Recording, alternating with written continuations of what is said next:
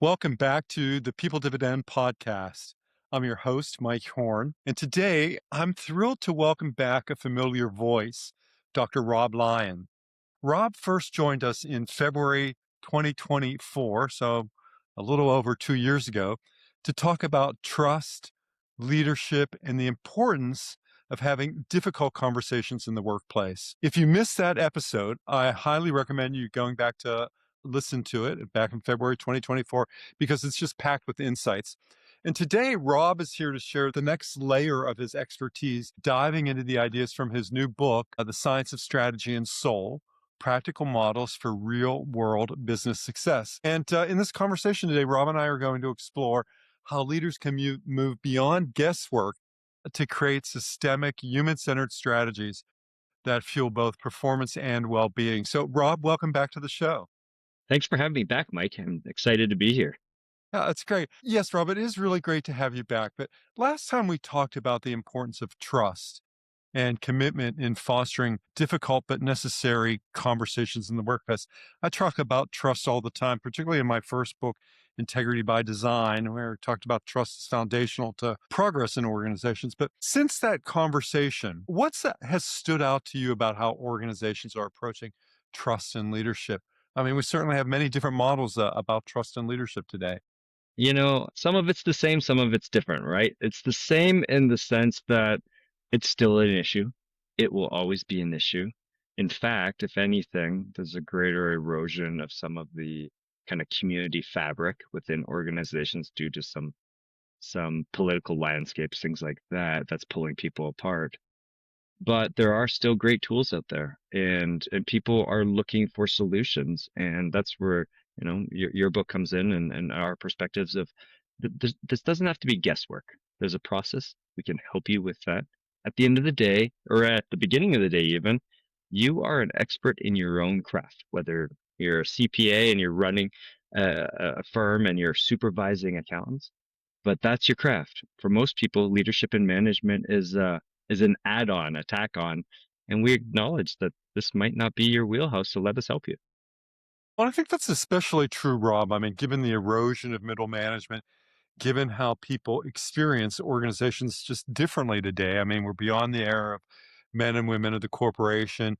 We see the dawn of the 4-day work week, essentially, whether it's you're working employed 5 days a week. We see the changing locations in terms of work. So you have a lot of ideas about how do we balance supportive cultures with organizational goals and well-being. So how does the science of strategy and soul take those concepts further?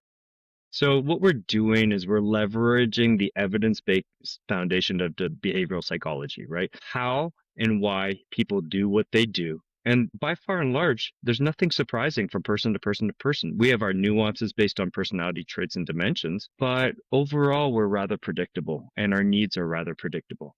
And what we're doing with our clients that are doing this successfully is we're anchoring them on this employee-centric approach.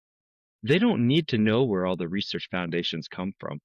They just learn how to use and integrate the tools or the framework of the model. And as long as they follow the progression, and granted, the book's just a toe dip into the overall kind of approach to it, this helps them honor and recognize what people need to feel supported, trusted, recognized, so that they can do the work at hand, right? So too often, I think leaders come from a little bit higher privileged vantage point, right? Because they tend to be compensated a little differently. And they're very work centric, outcome centric.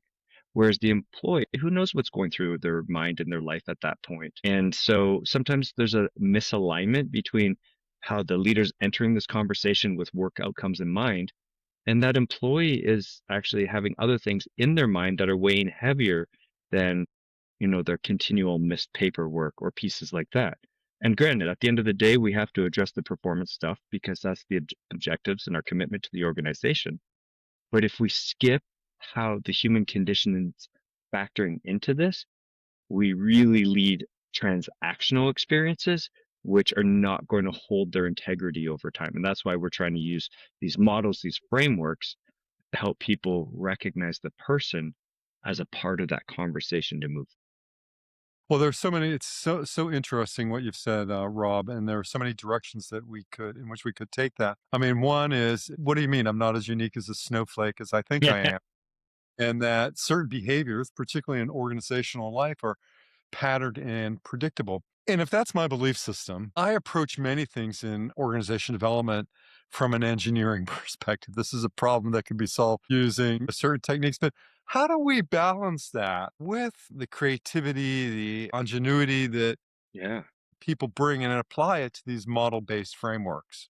Yeah, and that's a great question because one of the pushbacks I get is I want to cultivate autonomy with my staff so that they can choose how to do the work or even who to hire as it relates to leadership development. And I'm not saying you diminish that.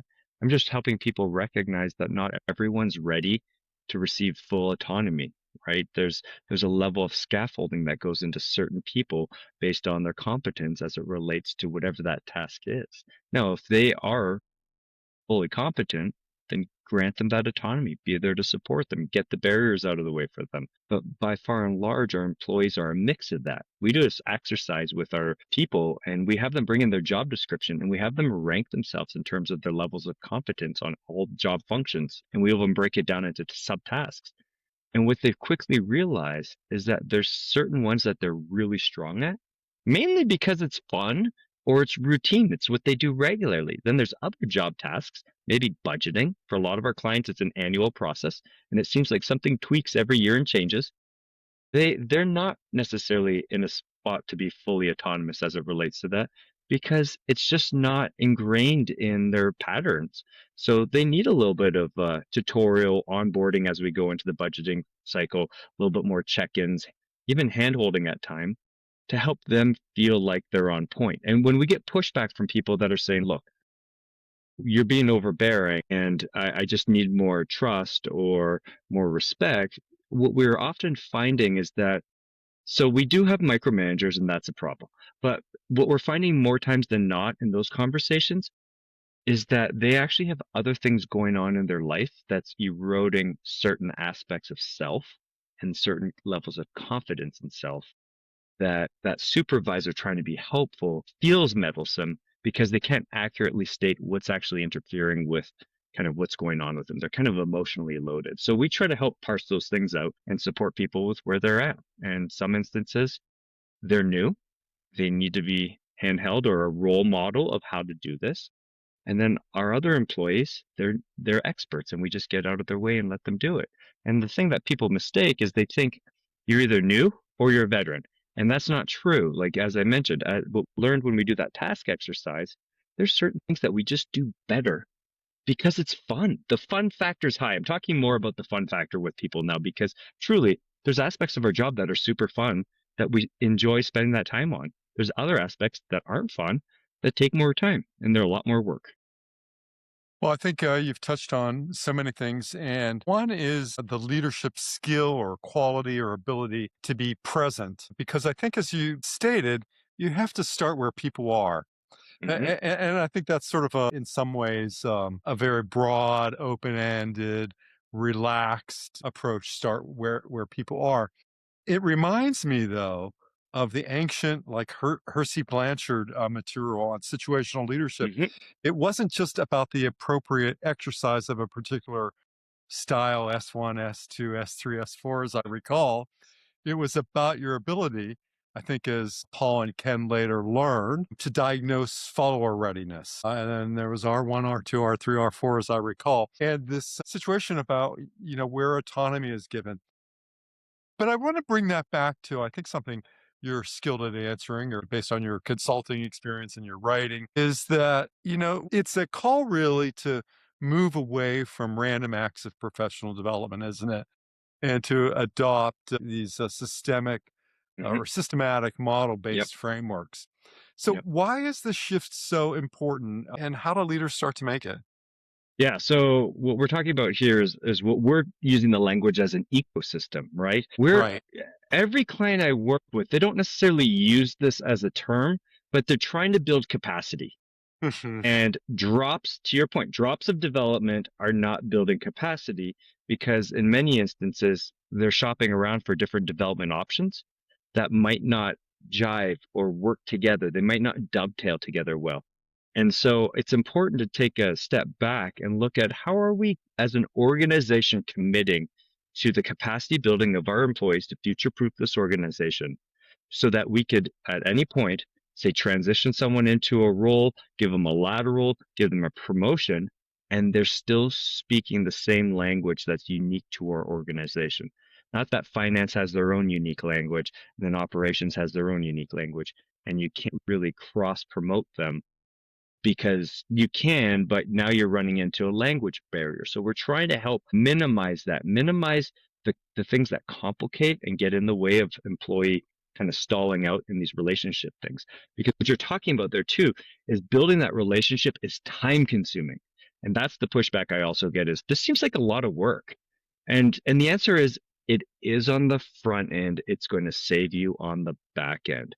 And if we could utilize systems and methodologies, and we're just not talking about ours, we use a whole variety of vendors that the language and the research complement each other so that you're learning essentially institutional language as it relates to your culture, then it works for you. It's not against you. But just like anything else, I think like our own students, they come into our programs, they got to catch up to speed with the language, right?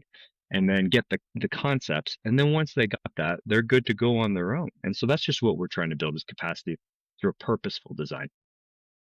Well, that's great. And thinking about how language informs the capacity, I think about one of my earliest mentors was a guy named Warren Bennis. And Warren was a prolific author on leadership. He wrote several New York Times bestsellers when that still meant something. And in some ways, Warren popularized the idea of the celebrity CEO because he Hmm. wrote about leaders. And I recently read an article from Peter Block, a good contributor to the organization development world, flawless consulting, power of accountability, the answer to a number of books. And what Peter said is that maybe we need to stop talking about leadership.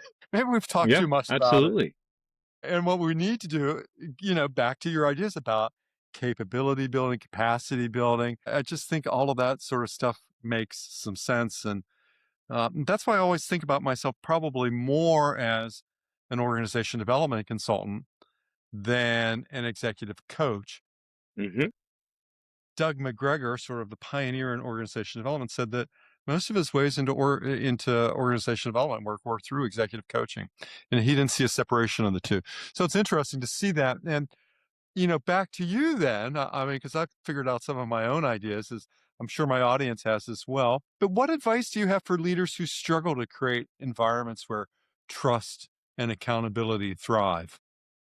My first thing is hopefully a word of comfort that you're not the only one. Like this just doesn't happen magically. And if it feels like it is happening without real purpose or design, right? Because culture is going to grow by design or default. If your things are just clicking for you, then there's a highly contextual piece to this that you need to recognize that it may be entirely based on the dynamics and the relationships of everything together. That doesn't mean you don't need work. That means that you're at a greater risk for the next poor hire or the next bad quarter, destabilizing that team and things falling apart. So it's starting with just talking to people to figure out what I don't know. And as we established, we don't know. Like I'm these people that are trained as an accountant, as a physician, as a you name it, that's their craft. That's what they know. And there's people like you and me out there that are happy to lend an ear, some perspective, some assistance. Like we don't charge for intake calls. We hear everyone out and explore what they're looking for. And it helps to determine what they need. And it helps, even if we don't work the business in the end, I like to know that I can help reposition their mindset and their direction of some actionable things that they can keep doing or start doing that are easy, low cost on the site already to start moving in these directions. Like I said, it's something that we all develop into. You and I, we had a real dedicated path to this, right? And that's why we're doing what we're doing now. Most people don't. And so it's reaching out, it's opening up these lines of communication and asking questions and being curious. Yes, my most significant piece of advice, which I give away freely because I have lots of other advice to give away, but the one I give away freely is say hello. Too often we see people as elements of production, and it's also the greatest tool for creating inclusion. I mean, you don't know what happened to somebody 5 minutes before, you don't know what's going to happen 5 minutes after. So take a moment to come back to the top of our conversation about being fully present. And that leads Dr. Rob Lyon to a question about engagement and retention being top concerns for leaders right now. Hmm. What are we getting wrong about engagement and how do we fix it? I know you talk about the engagement model in your book, which goes beyond traditional satisfaction measures. Yeah. So one of the things we continue to get wrong is that we're really taking large scale concepts and adopting them as truths. And I'll give you one example. Delegation. We teach delegation to, to new leaders. That is a junior leadership skill. We need to get out of this mindset that delegation is the solution. Delegation is the solution for junior leaders who are too in the weeds that need to learn how to utilize their people and trust their people so that they could share the load. We need to evolve. So if we want to get into this engagement and retention space, we need leaders to continue to evolve their sophistication of leadership practice to move towards facilitation. That they're the facilitator of the group. They're helping lead people to connections that are important. They're helping people identify answers, right? Delegation is not necessarily that. Delegation is assigning things, which is actually directly related to imposing, which is related to advice giving, which is related to diminished levels of motivation. So all those things, even though we talk about them as truths, they're not serving us well. So I think we do need, you mentioned that, do we spend too much time talking about leadership? We absolutely do. And we're doing it under this really general, broad cap of what leadership is when, all the books that are out there, they're contextually based, and the reader doesn't know the context to why that initiative was necessarily successful. And that context could be culture, could be timing, could be location, it could be all these different things. And so we need to get back to more of a foundational approach to capacity building, to organizational success. And that is through recognizing the humanity of the organization and positioning that and leveraging that. Well, I mean, and I think that's one of the great things about this book that you have, The Science of Strategy and Soul Practical Models for Real World Business Success, in that it is a diagnostic, it is kind of an air traffic control scheme and yields both, I think, insight and practicality into the most challenging questions or challenges in organizational life. It's Robert, just two questions before we wrap up. Where can our listeners learn more about your work, your book, and the frameworks you've developed? How did they get in touch with you or where to learn Yes. more? Yeah. So our company full name is Black River Performance Management. We typically just go by Black River, but that name is important because our web URL is Black River, the letter P for performance, the letter M for management. So blackriverpm.com. And when you jump on there, of course, you'll see service offerings, but that's where you could download the ebook as a PDF for free. Also in there, this podcast will be hosted in the podcast section. We have a blog section where I take these concepts and write about it, such as why is delegation a problem, things like that. So there's a lot of tools, and our interest is put as much as we can out there of good science, good practice for free so that people could do what they want. And then hopefully at some point, if someone needs help, reach out and we're happy to help. Hey, that's great. Rob, really appreciate that. And we'll have all of that in the show notes too, so that people can, for those of you in the audience, you can go back and take a look at those. So here's the second and the final question is, what's one piece of advice you'd give to leaders? Here we are, we're at the end of the first quarter. We've got 3 quarters ahead of us. What's one piece of advice you'd give to leaders who want to start applying the ideas from your book into their organizations today? Well, the challenge is always we're always too late, right? If we've learned anything from COVID, from the desire and demands to work remotely, all of these things, we're still playing catch up to the work we should have done before COVID in terms of this cultural space, this people space. So there's no better time than right now to get started and start learning about these things and start integrating them with your teams, having these conversations. Just as you said, say hi, check in, but also create space for them to have a conversation that's development oriented. Well, I think one of the big fatal flaws that we think we have to come in with an agenda. People are interested in their growth. Everyone has a different curiosity and interest as it relates to growth. maybe we can facilitate that as a lunch and learn session. And when I say we, I don't mean me as a part of that. I mean, as the organization, just to check in. What podcasts are you listening to? Whose books are you reading? What's helpful? What's interesting to you? Because those people that are doing a lot of self work, maybe not leadership work, that is leadership work in the end, right? Even though they're learning about how to have difficult conversations, courageous conversations, emotional intelligence, those are super powerful things. And if we could kind of connect people in our system that are interested in those things, good stuff can happen between the two of them, the three of them, the four of them. That's really organic and it drives the agenda on its own. So the leader, once again, facilitator, not delegator, I facilitate this process and we start to line up opportunities. We talk to people like you, Mike. What can we do as it relates to this? How can we integrate stuff like this? And, it's kind of like going on a road trip. Let's get that started. That's great. I mean, all effective change does include an element of taking a first step. Yeah. All effective change. Dr. Rob Lyon, thank you so much for sharing your wisdom, practical tools with us today. Again, it's been just an insightful conversation. Thank you so much, Rob. Awesome. Thanks, Mike. It's been a pleasure. And to all of our listeners, thank you for once again tuning into the People Dividend Podcast. If you enjoyed this episode, please subscribe, leave a review, and share it with someone who could use a fresh perspective on leadership. So until the next episode of the People Dividend Podcast, stay well.